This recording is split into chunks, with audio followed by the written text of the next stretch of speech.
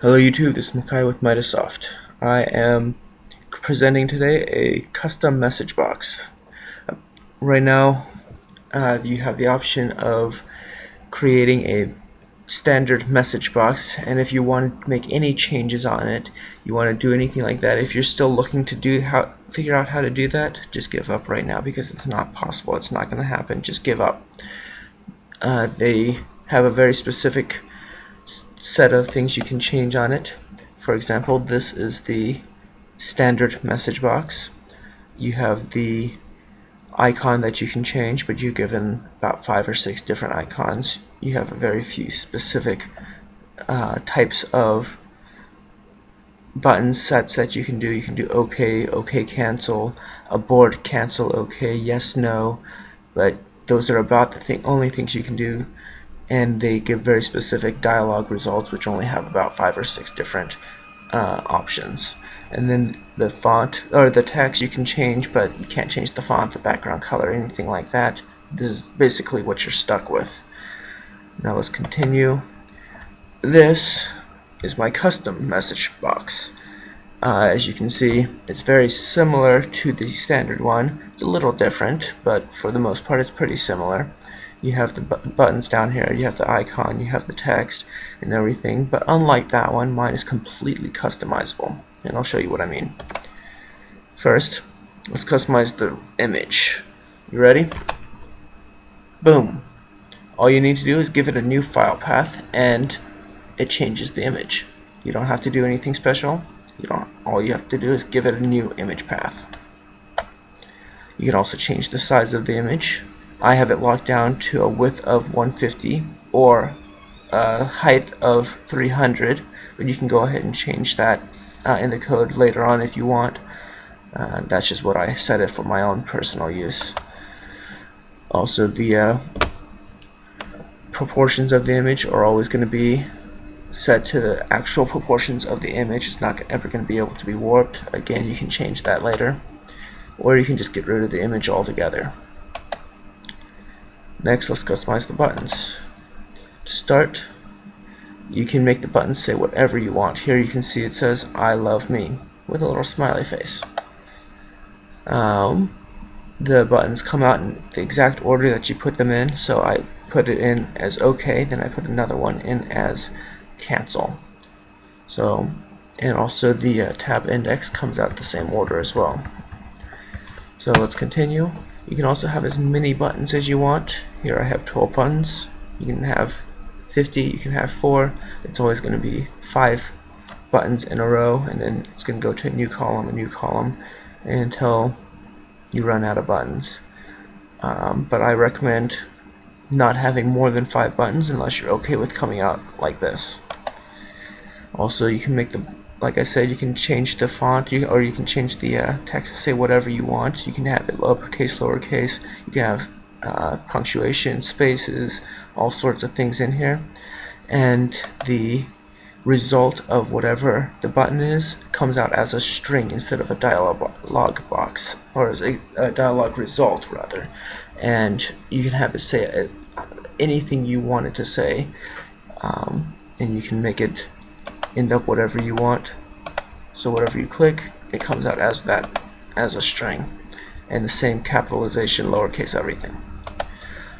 And I saved the best part for last, the text. The reason this is the best part is because you can make it look like whatever you want. Background color, foreground color, font size, anything you want it to do, it will do for you.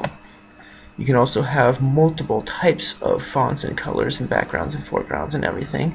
As you can see here, I have black here, and then here is a different type of font altogether and a different color. That one's gray, that one's black. So that's a pretty cool feature. And then if you have a lot of text, the message box is pretty much locked to this size.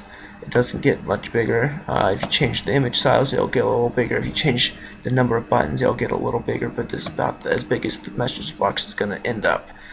And if you have too much text, it's just going to throw it in at the bottom and give you this little scroll bar right here to show you all the text, and so you don't get any text cut off. And then lastly, you can also do all that same stuff with the buttons as you can do with the text. You can change the background color, foreground color, size of the button, size of the font, whatever you want. And then it went away. And here is a compilation of everything. If you like the code, let me know. If you don't like the code, let me know. If you can improve on it, again, let me know. Tell me why you like it, tell me why you don't, and tell me how you can change it. That's all I ask. That's why I gave it to you for free, so that everybody can have access to this. And now let's actually look into the code itself and see how I went about doing this. To begin, I would always recommend getting it set up before you actually put in the custom message box, because there's a lot of information that you can add. So I have custom a label list, a list of different labels that you want it to display, a list of different buttons, a picture box, and then a string for the title. To put in the text, as you can see here, you put in my message box dot show, just like you would a standard message box. You put in message box dot show, and then I have it pretty much in the same order that you have it as the standard. But here you have list labels. You can also just do a label if you don't want to do multiple types of labels. If you just want one type of label but you want to customize it, you can do that. Or if you want it just as my standard label, font, background color, foreground color, you can just put in a string and it'll just give you the text that you put in with everything else being customized. You see here, the next part is the title, which is just a string. Then you have a button list right here, and then a picture box. If you don't put something in, it's just going to assume that the picture box is blank. The button is just going to be as a default as OK. The title is going to be blank, and the string, the text is going to be blank. So you can leave it, you can just have it say show with no actual information in there, but this will just give you a blank message box. Next, let's go into putting that in. So here I have my title, customizing the buttons. I put in a label, label.add. So you just put in your label list, you add your labels, and I have in here custom labels as well, so that you don't have to put in all the stuff. You put in my label.set, and then you have a few different options. You can put in the string, you can put in the font, you can put in the background color, foreground color, background color, whatever you like. You can leave them blank, you can do whatever you want.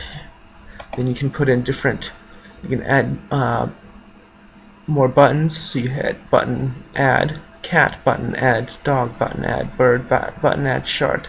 And here's, so if you remember, cat came first, then dog, then bird, then shark. So I put it in this order. That's the order that it displayed it in.